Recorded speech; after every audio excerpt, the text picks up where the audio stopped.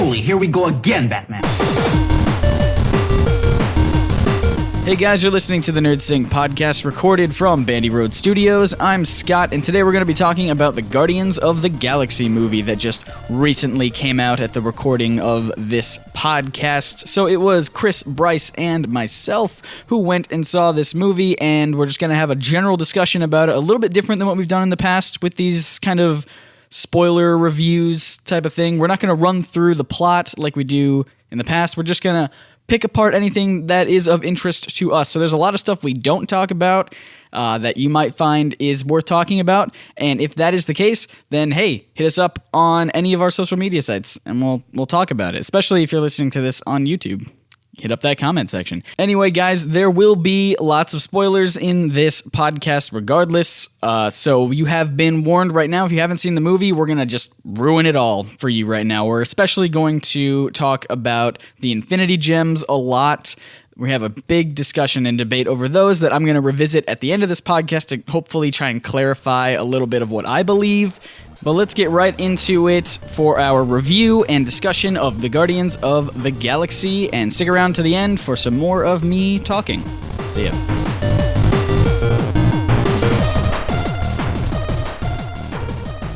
Let's talk about Guardians of the Galaxy. I'm Scott. I'm Chris. And I'm Bryce. All right. I am Groot. I am Groot. That's what. Yeah, that would have been a funny thing. Well, it's too late. We can't reset. There's no such thing as editing in this podcast. We just go from start to finish. Isn't that right, Bryce, our podcast editor? Absolutely right. I don't touch it. Completely nonstop action, straight from the beginning to the end, much like this movie, if I were to say so. I wouldn't say it was nonstop action. There were a few lulls towards the beginning, but they were not bad lulls. They weren't just, everything got super slow. There was information going on, if that makes sense. And if to the listeners, if Bryce sounds like a chain-smoking Decepticon, that's because his internet isn't working very well.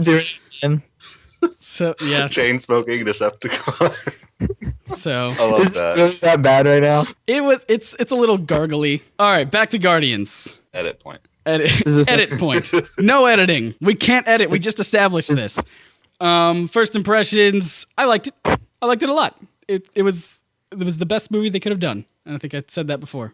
Yeah, I thought it was pretty good. One of my friends told me it was better than the original Avengers, though. So I had really high hopes for it. And when you say original Avengers, do you mean like the Marvel Studios Avengers, and not like there's an old film called Avengers or something like that? Avengers. It's called The Avengers. It's a British movie. Yeah, it's better than that though. Yes. Yeah. Okay. So it's better. It's better than that. Not better than the 2012 Avengers though. No, I don't think so. It's okay to say no. That was a good movie, and it's hard to beat. I would also agree it's not better than the Avengers. Chris, it's pretty good. I don't want to say it was better than the Avengers. Actually, I will one up that statement, and I will say that it made me think back to the Avengers and wonder how they could have done the Avengers better. Huh. So you think there was room for improvement on the Avengers? Because I thought it was almost a flawless movie, except for the end when all the Chitauri just fall down. Yeah. Well, I mean, it made me think because Guardians of the Galaxy takes place across a lot of different places, and the Avengers, if you look back on it, it is really a very tightly focused plot. A lot of it happens on the helicarrier and then a couple other places, and the plot in itself is really sort of centralized, in sort of one little circle of plot. And Guardians of the Galaxy is all over the place. It's all over the galaxy that they're guarding from something. Well, I mean, it just really made me go introspective on the whole Marvel Cinematic Universe, is what I'm saying. I felt like that was a really good part about this movie is not just the little bit of time that they spent on Earth, which was like maybe 3 minutes in the beginning of the movie, but it was also the fact that we didn't get a 40-minute origin story like these movies like to do. They like to give us like, here's like an hour of him not being a superhero before he turns into a superhero. And I get so frustrated with that. So I'm glad that they gave us about 3 to 5 minutes of Peter Quill's origin, and then boom, we're into the movie. Yeah, I read a review on IGN of the movie before actually watching it, which I probably shouldn't have done because it gave me some preconceived ideas going into it. And one of the things that the writer said was that it just kind of threw everybody together so that you really didn't need an origin story because you were seeing how they were really connecting with each other more than connecting with their own past, if that makes sense. And so I think it did do that really well, though, because we get such a focus on, okay, now they're a team. It doesn't really matter where they came from because this is where they are now, and this is the crazy stuff that's going on. Yeah, I absolutely agree. I think that was one thing, again, that I like was how little they focused on the origins, but not in terms of time-wise. I feel like they definitely, you can tell everyone's origins and their motivations through their dialogue and through their actions, and it can really, that's a better way to tell someone's backstory to me, is to look at how they act and what they're doing currently, and then you get an idea of, okay, well, this is what happened to them. This is, why they're acting this way, and I like that a lot more than just like a big whole story that I don't really need to know about. And that was because I watched it twice, and the second time I caught more stuff that I didn't the first time. So, like right at the beginning, I feel like they throw a ton of information at you. And so it's kind of crazy and all over the place. But one of the things I didn't catch the first time was when they're talking about how they picked up Peter Quill for his father and how he was like bounty and they should have just delivered him to his father. And I was like, oh, see, that's a really simple way of telling more of the origin in about 2 lines of dialogue. And then you kind of get the gist of where he's coming from and what his past is. And I felt like that was really good. Yeah. Really good. I'm going to be honest, too. Part of the reason I understood most of what happened right at the beginning of the movie was because I watched the video that you made about Peter Quill and why he's called Star-Lord on our YouTube channel.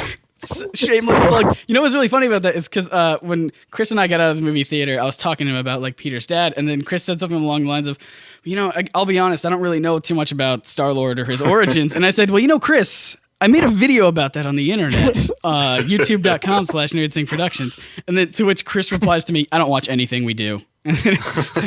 Well, I have to be honest again, though. I mean, I like the NerdSync videos, but now I'm thinking I probably should have watched that one. But on the other hand, there was a scene in the movie that I thought was really nice, with the whole Star-Lord name thing. When I don't know the guy's name, he was the black dude that was originally storming in on Peter Quill in the very beginning of the movie. Korath the Pursuer, I think. He called him Star-Lord, and he said, "Finally." I love, yeah. Somebody called him Star-Lord finally. I love that so much because it really did feel like from the trailers that it was just a name that he gave himself to be like, hey, I'm cool, I got a code name, and that's how everyone kind of played it up in the movie. Like, they even made a reference to it when they were arresting him. He's like, yeah, this guy's got a code name. Don't worry, man, it's not that weird. And I'm like, but yeah, it is cool that it was just a little nickname that his mom gave him, and then that's what he decided to go with. Again, like all the origins of the characters were changed kind of very slightly, but it does. It's like I feel like they can get away with it with Guardians because it's not as well known as someone like Spider-Man or Captain America, where if you make a big change, people are going to go crazy about it. But yeah, with Guardians, I feel like they're very lesser known group of characters, so if you make little edits here and there but stick to kind of like their main story, I feel like it's not really that bad because we still understand, okay, because I know this from watching that video, that Star-Lord's mom is shot by aliens and that's how she dies. I feel like if we would have opened up to that scene, I would have been like, okay, where did these aliens come from? Now we do need a whole 20-minute section to explain where these aliens came from that just shot his mom. Exactly. And then it would have been a whole thing. They would have had to dedicate a lot of the time of the movie to do that. And it's like, it's not worth it. Same with Drax the Destroyer.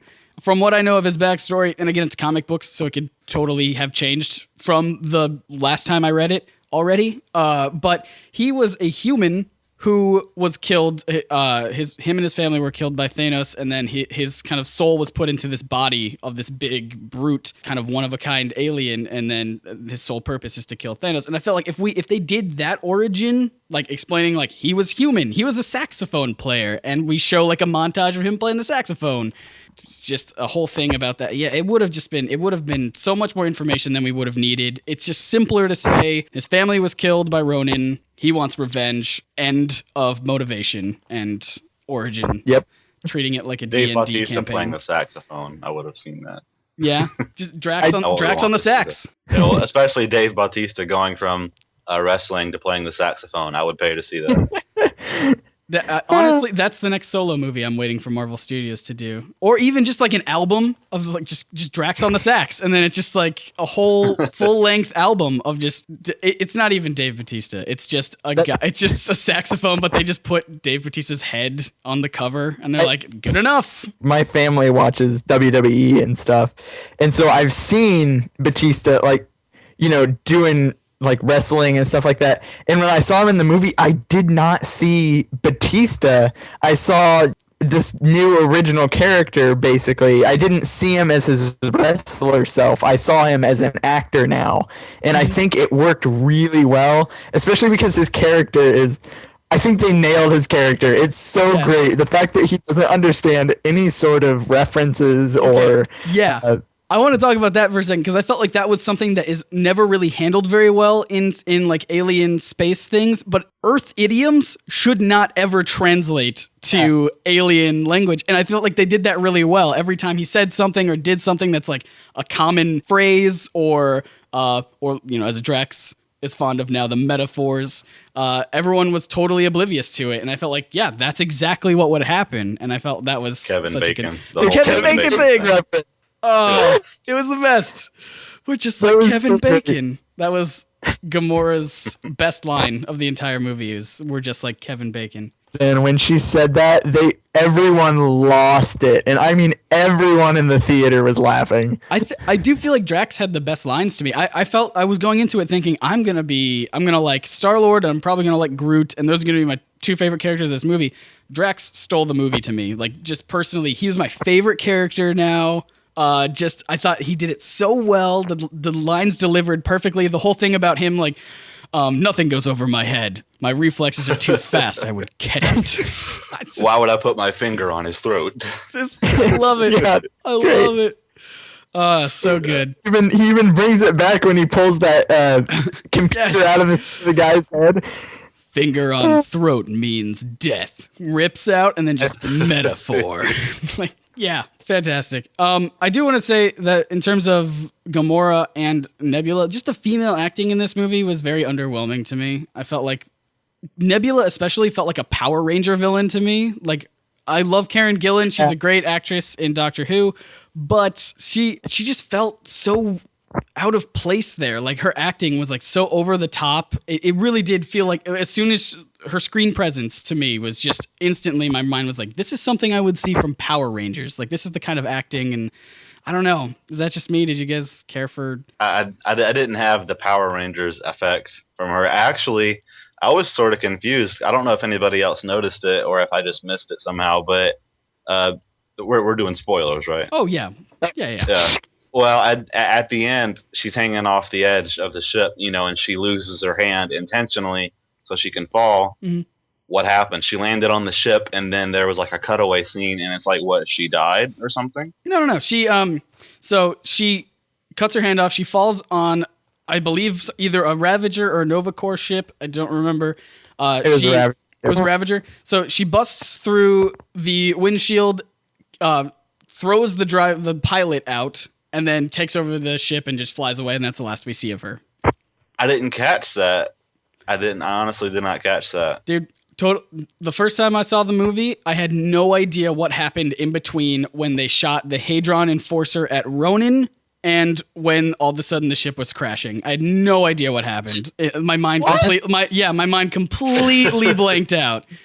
Honestly, I felt like after I watched it the first time, this is one of the first movies that I was like, I really need to watch that a second time so I can figure out what all was going on there. Yeah, something I noticed the second time through, I mean, I noticed a lot of stuff the second time through, but something I was telling Chris about was there's a shot on the ground during the big end fight scene where there's like a pink-skinned girl and her daughter running away from the crime. I caught that one. Okay, did not see them at all the first time I watched the movie. But at the end, when they showed that it was Roman Day's family, everyone in the audience I heard like let out an audible like, oh, and I'm like, what are you guys talking about? They've never. This is the first time they've made an appearance in this movie. What are you talking about? So, Literally saved their family. Literally saved their family. I think it was Rocket that did it. Because he just like drops out of nowhere and starts shooting everything. Mm-hmm. I thought that was kind of a cool, the positioning they did along the river. They like made a barricade with those, and the way they propped the planes up, they just locked in place like turrets, like fending the town. And the whole thing about the ships locking together to make that net. That's like, oh my gosh, it's the Novacore net thing that went on. I thought that was such a neat idea. I have a nitpick. Go for it. The Novacore, I thought their helmets were yellow. Yeah, they are. But a little behind the scenes thing for comic misconceptions. I was planning on doing a Novacore episode. I was actually planning on doing an entire Guardians of the Galaxy week, but I could not find as much information on the Novacore as I wanted to. So there are, in the comic books, supposedly, and I, once again, have not found any legitimate sources of information to this, the helmets are yellow, aside from the Black Ops Novacore, which their helmets are black.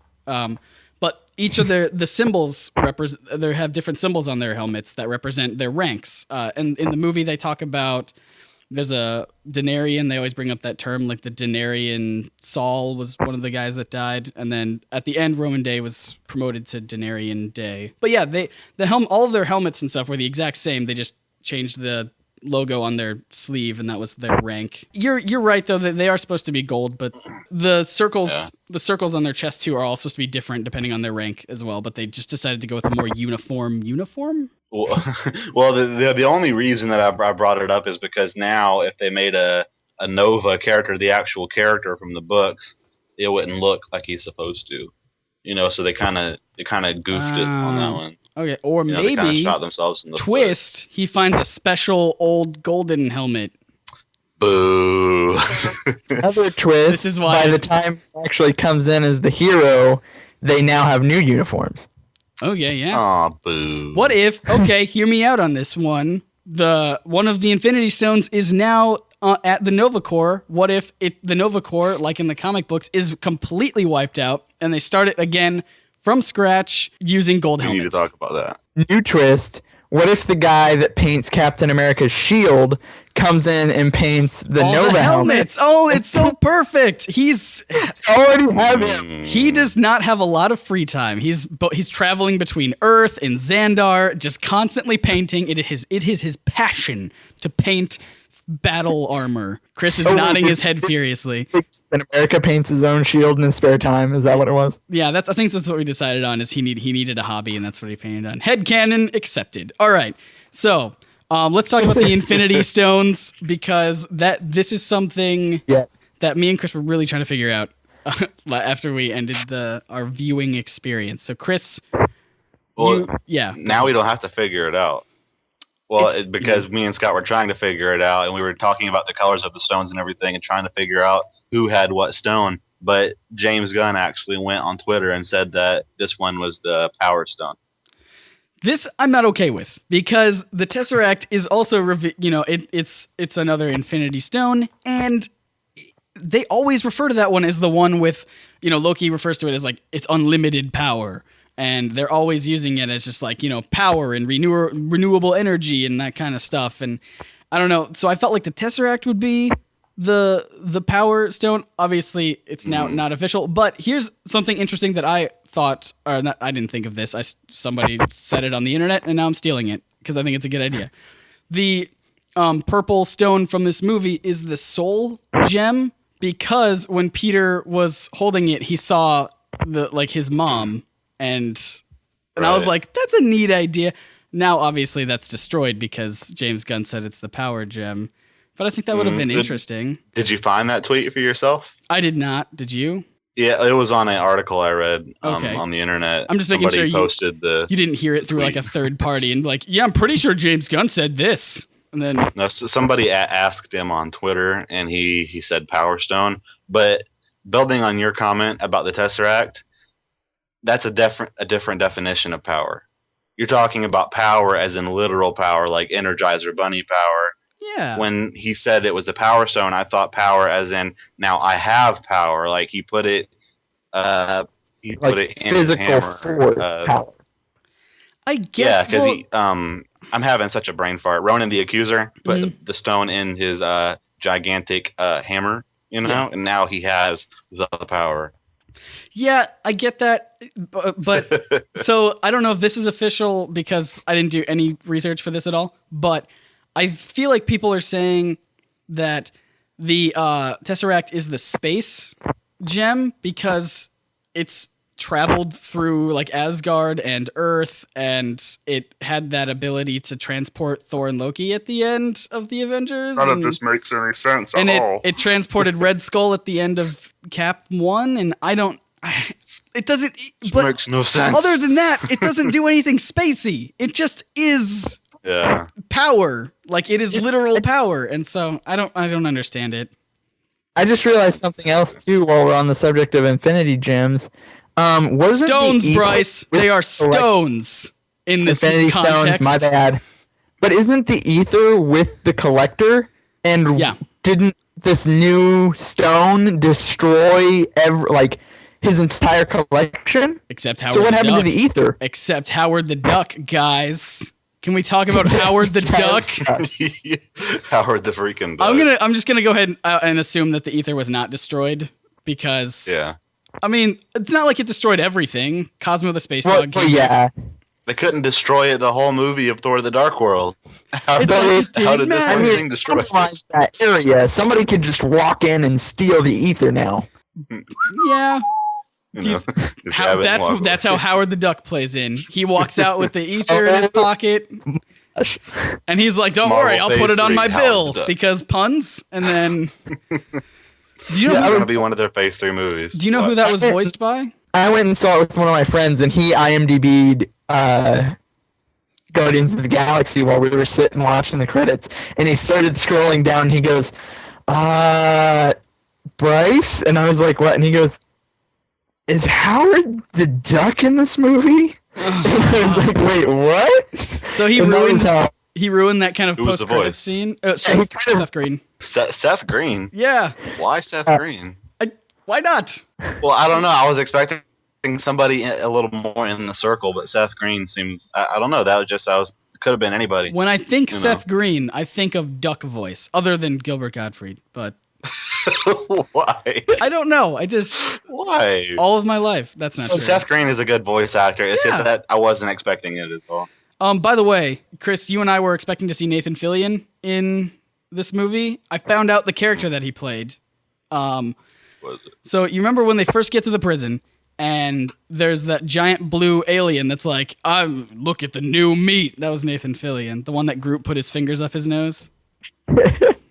Oh, that was him? Yeah. I didn't even recognize him. I know, me neither. Nathan Fillion? If I go watch it again, I know. If I go watch it again, I'm sure I'll recognize it the third time. Because Nathan Fillion has a very, very distinct visage with his nose and his eyes. You can easily recognize him, and I totally didn't. Well, because that alien was like CGI. I think he just did the voice. No, really? Yeah, I don't think that alien was a guy in makeup. Does anyone? I don't remember this movie. All right, let me start you off at the beginning. So it starts off with a young boy sitting, listening to music in a hospital. Oh no, don't do this again.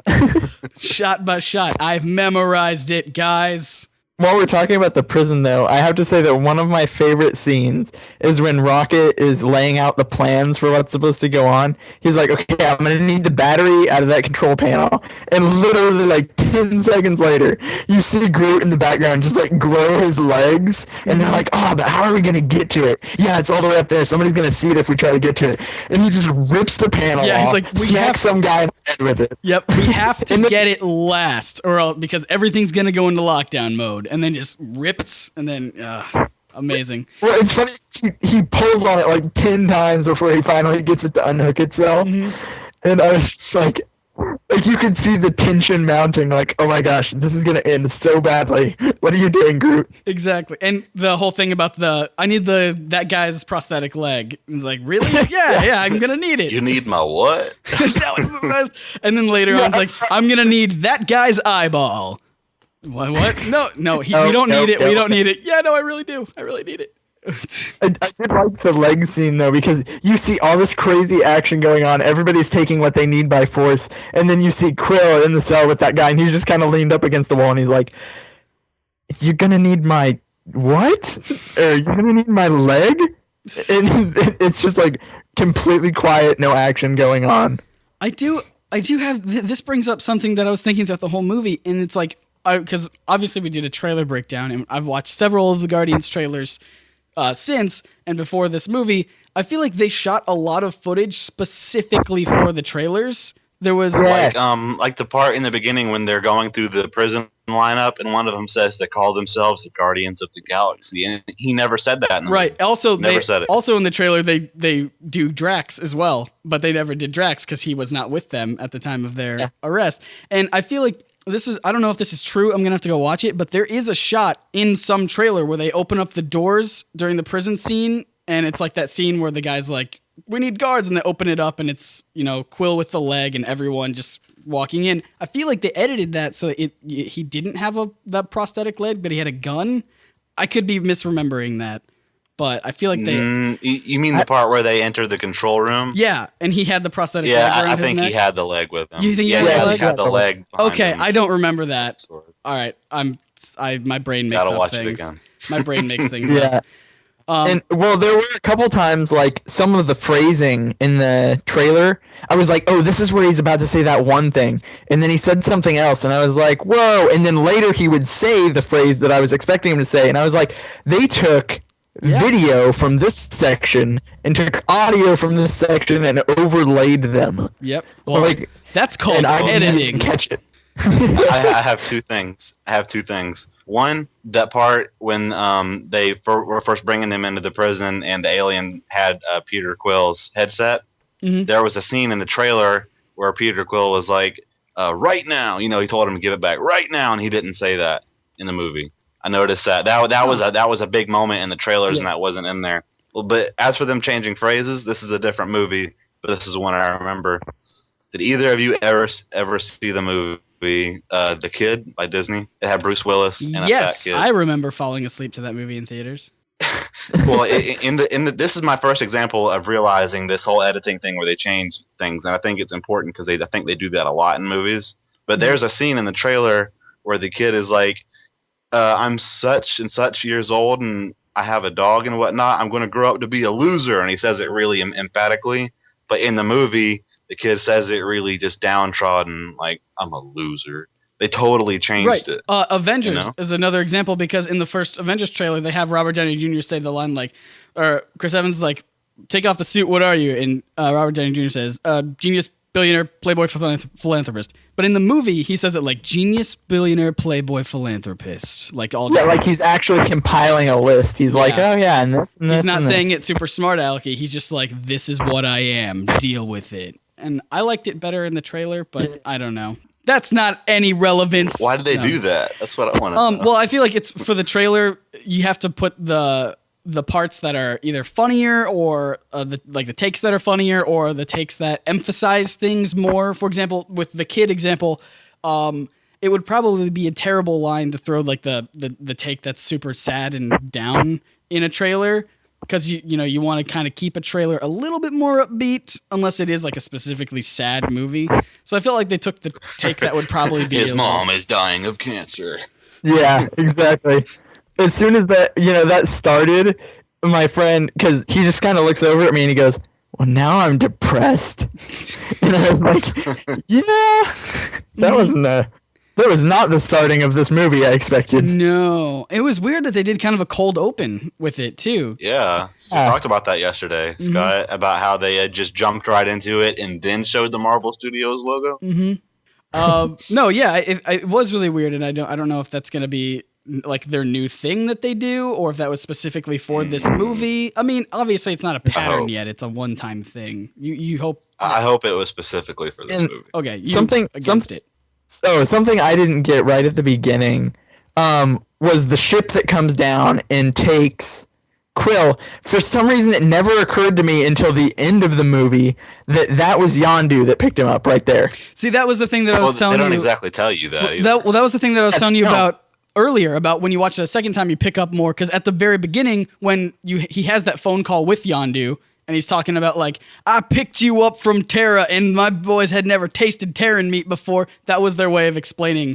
Throughout the movie, they kind of explain more and more about it. Like, not explain, but they just say it over and over again that you're like, oh, that probably means Earth. And then when you watch that, the beginning of the movie again, you're like, so that's what they were talking about. Like, that's what I was saying, how at the beginning it felt like they threw a ton of information at you. For a person who's not, like, well-equipped to going into this movie, it could be a little overwhelming at first. Because at first, when he said, you know, I saved you from those guys, you know, they had never tasted Terran meat before, I thought he, like, found Quill on some planet where these aliens were about to just, like, eat him or something. And then when it finally got to the scene where he was in Yondu's ship, and, you know, the guys pushed him up against the wall, and they're like, oh, we should have eaten you that day or something, then I was like, oh, it was his own guys when he picked him up. Okay. And then, like, I connected it, and I was like, oh, okay, I get it now. They were hired by Peter's father to take him to him, which they never did, leaving a big question. Who is Peter's father? And Yondu is that one guy from The Walking Dead. Yeah, Merle from the... Is that right? Merle? Did I get that right? Oh, yeah. Comic book things. I felt like he did a great job, and that's something that I didn't think they would bring into the movie was Yondu's whistling arrow, which I did not. I felt like just asked about that. Okay, I felt like that was so bizarre. Like for before watching the movie, I felt like that was gonna be too over the top. Like there's no way they're ever gonna incorporate that. That's too weird. But I love it. I love how they did it in the movie. It's so cool because in the comic books he does have to like shoot the arrow, and then he does like commands of the direction through whistling, but it's not as crazy as it is in the movie how he can change like sharp directions and stuff like that. Yeah. I thought it was really actually kind of cool how they introduced it, because we didn't just like open up with a scene of Yondu like just tearing people apart with it. The first like 3 or 4 times we saw it, he was just threatening people with it. Like, don't make me use this. And then once it finally gets to the scene where he just unleashes it, you're like, oh, that was nuts. That was just crazy. I know Chris had a problem with that scene. Yeah, because all the guys are just standing there like, oh, well, I guess. Yeah, no, my buddy dead. Oh, bye. You know. There was especially there was like a guy to the right of him who's literally just standing there. Everyone else kind of felt like they were like looking around trying to like defend themselves or like trying to find the arrow and maybe get out of the way, but there was just a guy who's just standing there in the background like, yep. So, what, am I supposed to be doing something? What's happening? Okay. And then and he had his gun too. He had his gun. My comrades falling down around me. I guess I can just stand here. I honestly think that I don't think that was an actor. I think they just put up like a scarecrow and then just put it in the armor and then just like, all right, we ran out of extras. Let's just put a scarecrow right here. And he just stands there. Let's talk a little bit more about Howard the Duck, because I know James Gunn said that it was only like a joke. He's not planning on incorporating Howard the Duck into any of the movies, but still, Howard the Duck exists in the same universe. That's amazing. And I love how they made him. It's weird because a humanoid duck isn't exactly something easy to pull off in a real 3D filmed movie, you know? Yeah. I mean, a raccoon really isn't either, but they pulled Rocket Raccoon off really well. But I don't know. I was expecting something either really bizarre looking as Howard Duck or something that was way too cartoonish. But I think the mix that they got in that last scene was actually, they pulled it off really well. I feel like it wasn't as realistic as Rocket Raccoon. Well, I was gonna bring up the movie that should not be named, the original Howard the Duck movie. That is the worst movie ever, where they did it Ninja Turtles style, and it's like an actual Jim Henson's Muppet Theater kind of character. Yeah. You know, guy and in a duck I was expecting that, to be honest with you. I was expecting to see that realistic, his eyes move and everything kind of Muppet. And character. when you say you were expecting it, you had previously you had that spoiled for you because you read a review about that. Yes. Yeah. Okay. If I didn't know that, I would have been like, "Wait, you were just in your free time thinking if Howard the Duck ever makes another appearance, I want him to be this specific way." That movie is infamous, you understand? Yeah. So, in my mind, I was thinking from a movie director's point of view, they're going to put Howard the Duck in it, if they didn't have that little tag at the very end, Howard Duck played by yada yada, I think it was, there was a. I think it was like created by rather than played by. Yeah. Well, if they didn't put that there, how many people would have known? Holy crap, Howard the Duck! Other than most people would think, oh, a duck. Yeah, exactly. So why wouldn't they use the original look? Yeah. Yeah. Something I thought was interesting is normally with the little tags at the end of Marvel movies, they kind of give you a preview or help set up the next movie, but they didn't really do that with this tag. It was purely just because they wanted to put that Howard the Duck scene in there, I feel like. Well, they did do the Guardians of the Galaxy will return. You know what's interesting? You know what's interesting though, and I had this theory ever since the Avengers, the post-credit scene is usually a joke now. Like it's usually just like a throwaway gag, and it's the mid-credit scene that helps set up for the next movie. Yeah. What I saw as kind of the setup for the next movie was when Yondu said, too bad we never returned him to his dad like we were supposed to. And I was like, oh, that could set up a whole nother adventure. Yeah, I think that's definitely where they should go. Whether or not they're going to do like the whole thing about him being royalty and his father being an emperor, because they did talk about how he's like an ancient race that they've never seen before, and that's not really consistent with the comic books that are out right now. So it could just be as simple as his dad isn't a big jerk like he is in the comic books right now, but he's just a guy, not a guy. He's like, what the mom described him as like a being of pure light or something like that. Yeah, pure light. She said he was an angel. An angel, yeah. So he could, because I'm kind of used to him being a big jerk, being like a big bully, and that's how he built his empire, and that's why Peter hates him. But it could just be something as simple as, he just wasn't there, and that's what kind of made Peter not like him. Because I feel like they should do the whole thing about Peter and his dad having a really rough relationship, if they bring that back up. That would be character development. Yeah, I think so.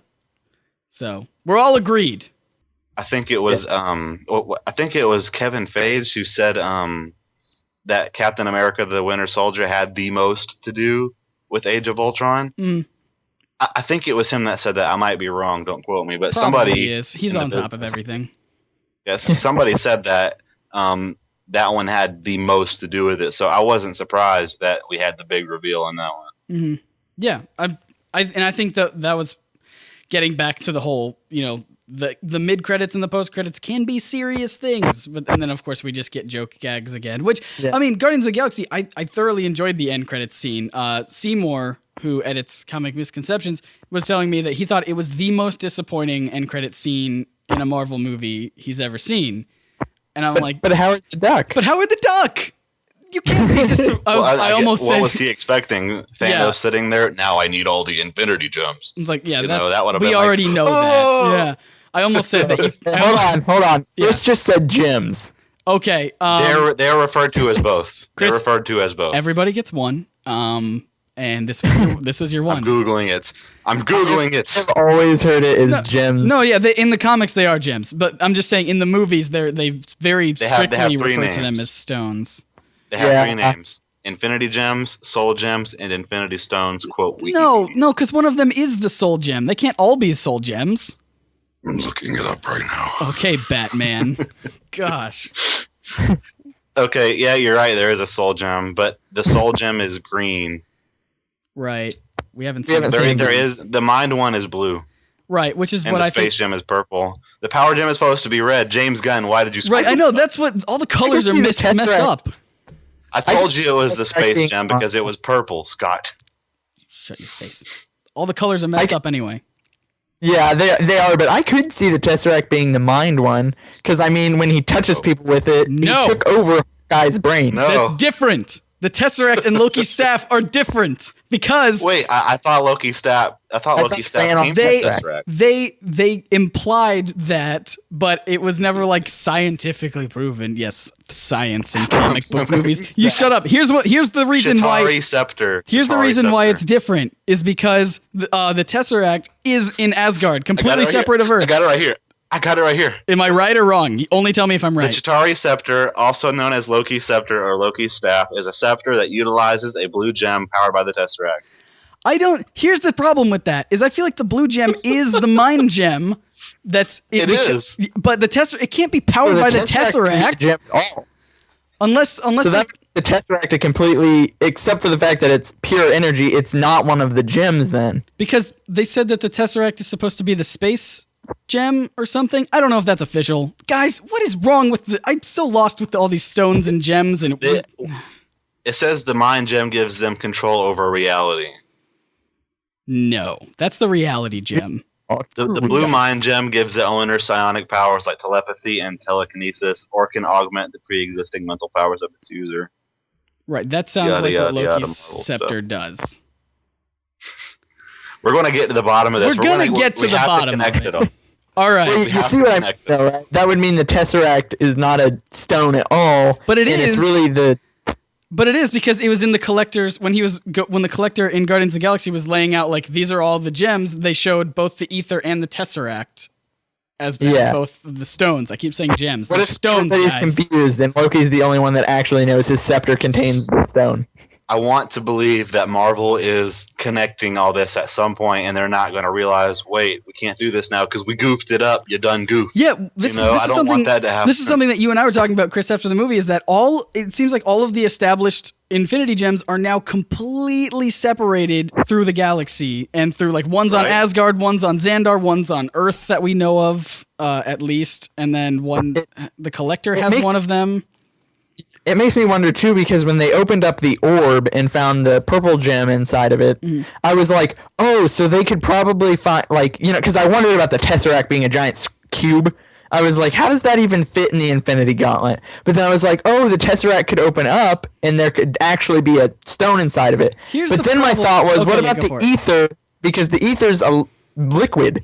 Right. Like, there couldn't be anything. Yeah. Maybe they manifest that way, but then they can be turned into a concentrated gem. Because here's my thing. Like, all right, so when Karina touches the purple stone, who, by the way, I thought was the best female actor of the entire movie, because just the emotion and everything, perfect. Anyway, she grabs it, and that is like destroys her completely.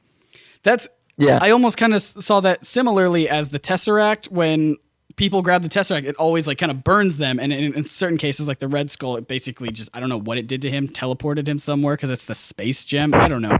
The point is, I feel like the Tesseract is not a containment unit for a gem, because if it was a containment unit, then it wouldn't have an effect on anybody who touches it. Like the orb didn't do anything unless you touched the exact thing that was inside of it, even though the orb was a containment unit. That's all I'm getting. Loki, what if the Infinity Gem is not the Tesseract, but the stone in the scepter that was created with the Tesseract? What if they take the stone out of Loki's scepter, and that is now the Infinity Stone? Yeah, see, that's what I was saying earlier. We'll figure it out, guy. I honestly don't know. There was some gruesome deaths in Guardians of the Galaxy. Yeah, you know what? With Groot and his long arm through the string of guys. Yeah, just he gored all of those guys with his arm. Like, oh my gosh, this is so violent! And there's like a kid, down a couple seats from me that looked like he was like 7 years old, and he's laughing. And I'm like, I don't think this kid understands. He just drove a spike through like 8 guys, and now he's crushing like every bone in their body, brutally smashing them into the walls. And then he smiled about it. And then he smiled. I feel like everybody's response to violence in this movie, every character's response to violence was always just smile and laugh. All right, let's wrap it up. Final thoughts. Would you recommend this movie? I think I definitely would. I would recommend seeing it twice, actually, because there are things you might miss. Yeah, definitely. I would say see it twice, because I told you, it's like one of those movies, I've never had that happen before, but the movie wasn't even over, and I was like, I need to watch this again because I know there's so much that I missed. That's weird. I have to recommend the IMAX 3D. We got to plug that, Scott. Dude, I'm going to be honest here. I'm happy to be wrong about this because I don't ever see 3D movies just because I don't feel like they add anything. I think we've talked about this before. I don't know if it's been made into the podcast before. But yeah, you and Chris have argued over it multiple times. Right. Okay, so in case anybody who's listening has never seen an IMAX, you won't right away. You might be wondering why, but once you take the glasses off and you see a normal movie, you'll be like, yeah, the IMAX 3D adds a whole new layer of depth to it. I mean, I'm the most skeptical person in the world about 3D. I still don't think that I still don't think it's gonna like make me not want to watch 2D movies. I still think that's totally acceptable. The thing about the IMAX 3D is that it just wasn't distracting like regular 3D movies are. It wasn't like me thinking like, hey, I'm watching a 3D movie and I'm constantly aware of that. It was more I think it's because the screen, like if you've ever seen a layout of what the IMAX looks like, the screen actually kind of wraps a little bit. It's not just a flat surface on the back wall. There's a little bit of a curve to it, if I'm remembering that right. And I think your visual is kind of like you've got more, like you can see peripherally things around you as opposed to just seeing a flat surface in front of you, if that makes sense. We saw it in the back row at the top. So there's not a lot of immersion in there because you just see it all. I mean, that's personal preference. I'm more of a middle seat theater guy, but that's me. But then you gotta like, pardon me, excuse me, the whole way down the aisle. You step on somebody's foot. Not if you get there early. You know? Yeah, but then what if you have to pee? Well, don't. Excuse me, sir. Can I use your popcorn bucket? Yeah, just pee in your pants. Bring a catheter. Oh no, painful. No, ouch. Okay, no. All right.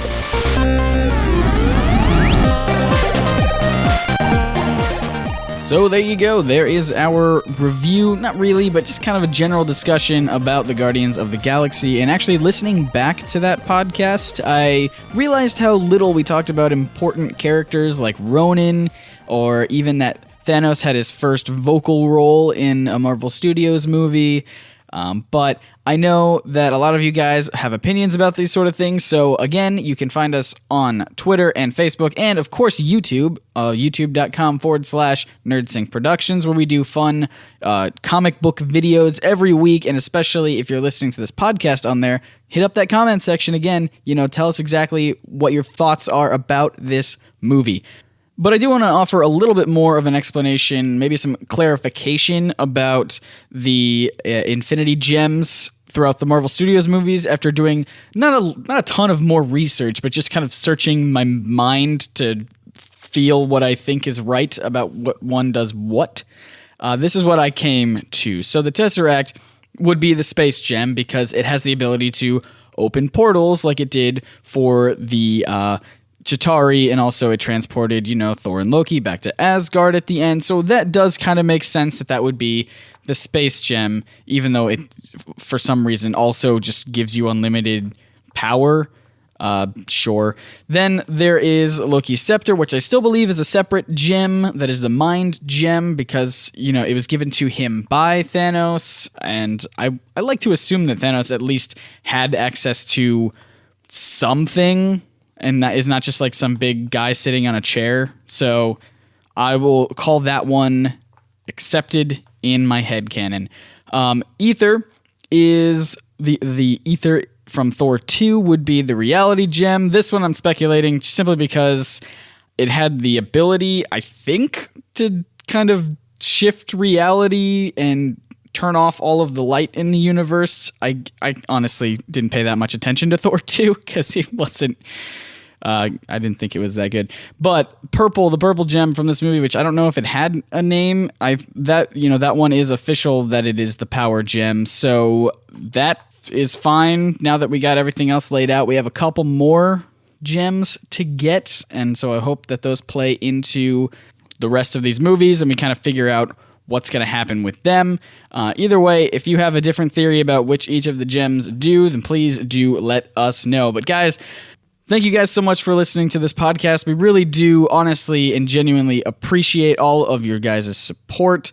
And if you could head over to iTunes and just kind of, give us a nice rating, a review, a subscribe, that would honestly help us out more than you can even imagine. Not just for our egos, but also to help us rank better and help more people find NerdSync Productions. So if you like this and you want to help share it and spread it around, then, that would be the way to go, other than just actually sharing it and spreading it around, which is also perfectly acceptable as well. Once again, I'm Scott. Thank you guys again one more time for listening, and we will see you right here next week for more of the NerdSync podcast. See ya.